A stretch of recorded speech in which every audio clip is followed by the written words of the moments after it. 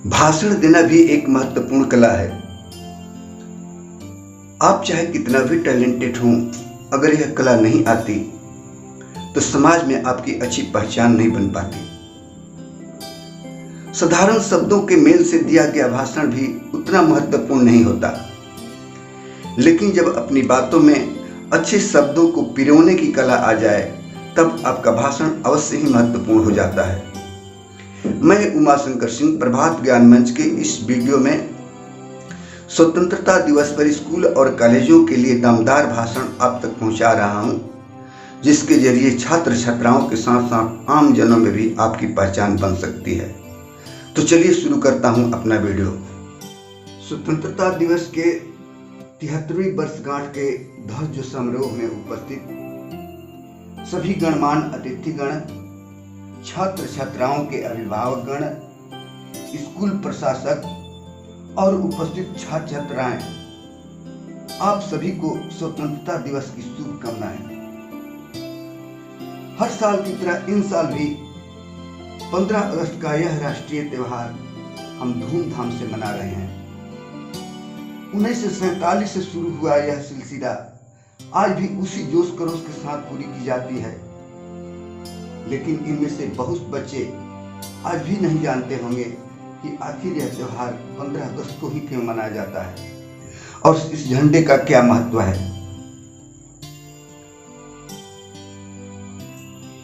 बच्चों, यह आजादी जश्न हम यूं ही नहीं मनाते, बल्कि सदियों से अंग्रेजी हुकूमत में जकड़े भारत को आजाद कराने के एवज में मिली खुशियों का यह इजहार है, जिसे हम स्वतंत्रता दिवस के रूप में मनाते हैं। और अपनी आन बान और शान से लहराता हुआ यह तिरंगा उन हजारों वीर सपूतों की कुर्बानियों को याद दिलाता है, जो इस देश की आजादी के लिए अपना तन मन और धन सब कुछ निछावर कर डाला।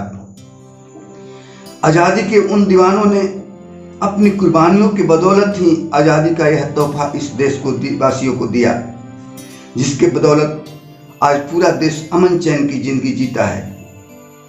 कभी सोने की चिड़िया कहा जाने वाला हमारा यह मुल्क विदेशी आक्रमणकारियों का हमेशा शिकार रहा है। मुगल साम्राज्य के पतन के बाद अंग्रेजों ने भी इसे 200 सालों तक गुलाम बनाए रखा। उनकी बर्बरता के किस्से भी अनेकों हैं। उन्हीं में से एक है जालियांवाला बाग। 13 अप्रैल 1919 को जब हजारों भारतीय जालियांवाला बाग में शांति सभा कर रहे थे, तभी जनरल डायर ने उन इकट्ठी भीड़ पर अंधाधुंध फायर कराकर हजारों लोगों को मौत की नींद सुला दिया और 1500 से ज्यादा लोग घायल हो गए।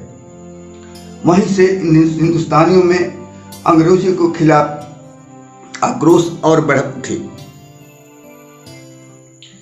उसी दिन उधम सिंह, जो उस घटना के अपने आंखों से देखा था, अपनी अल्प आयु यानी 12 साल की उम्र में उस मिट्टी की तिलक लगाकर शपथ खाई थी कि डायर को मारना ही हमारा जीवन का मुख्य उद्देश्य होगा। जब उधम सिंह जवान हुए तब तक जनरल डायर का तबादला लंदन में हो चुका था, लेकिन प्रतिशोध की ज्वाला इतनी तेज थी कि वो भी छुपते छुपाते लंदन पहुंच गए और 13 मार्च 1940 को घात लगाकर डायर को गोलियों से भून डाला और हंसते हंसते फांसी पर चढ़ गए। आजादी के इस जंग में मंगल पांडे, सुभाष चंद्र बोस, सरदार भगत सिंह, चंद्रशेखर आजाद जैसे कई क्रांतिकारी वीरों ने क्रांति की आग फैलाई और अपने प्राणों की आहुति दे दी।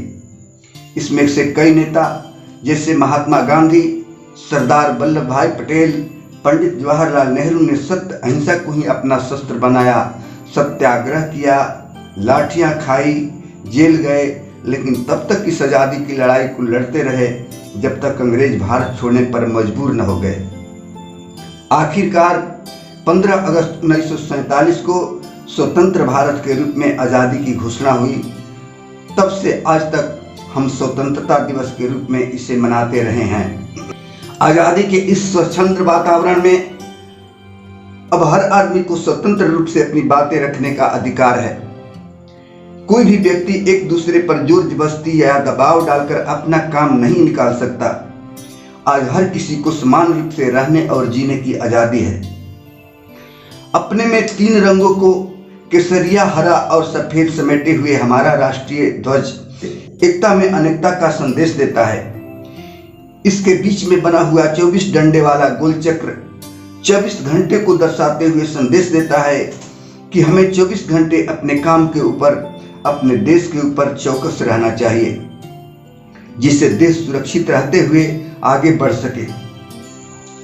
आज ही के दिन हमारे देश के प्रधानमंत्री लाल किले के प्राचीर से इस राष्ट्रीय ध्वज को फहराते हैं और अपने अभिभाषण से राष्ट्र को संबोधित करते हैं। आज के दिन सभी सरकारी कार्यालयों, स्कूलों, कॉलेजों पर और अपने दफ्तरों में राष्ट्रीय गान के साथ इस झंडे को फहराया जाता है। देश के हर हिस्से में खेल कूद के साथ साथ सांस्कृतिक कार्यक्रम का आयोजन किया जाता है। बच्चों, आप भी इस देश के भविष्य हो। हमारे बाद देश की बागडोर आपके हाथों में होगी। यह देश कैसे आगे बढ़े, यहाँ के लोगों के जीवन स्तर में कैसे सुधार हो, बेरोजगारी कैसे दूर हो, हर घर कैसे शिक्षित बने, इन सारी बातों का ध्यान आप ही को रखना होगा।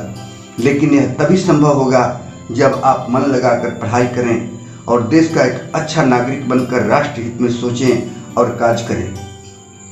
कुछ बातें और हैं जो आपको विशेष रूप से बताना चाहता हूं कि सरहद पर सुरक्षा में तैनात सैनिकों की बदौलत हम अमन चैन की जिंदगी जीते हैं, इसलिए उनका सम्मान करना आपका कर्तव्य बनता है।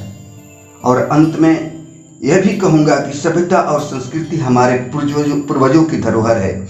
इस थाती को बचाए रखना आप ही के हाथों में होगी। तो आइए हम साथ मिलकर संकल्प करें कि पूरी निष्ठा और ईमानदारी के साथ अपने देश को सुरक्षित रखते हुए अपने संकल्प को पूरा करेंगे। जय हिंद।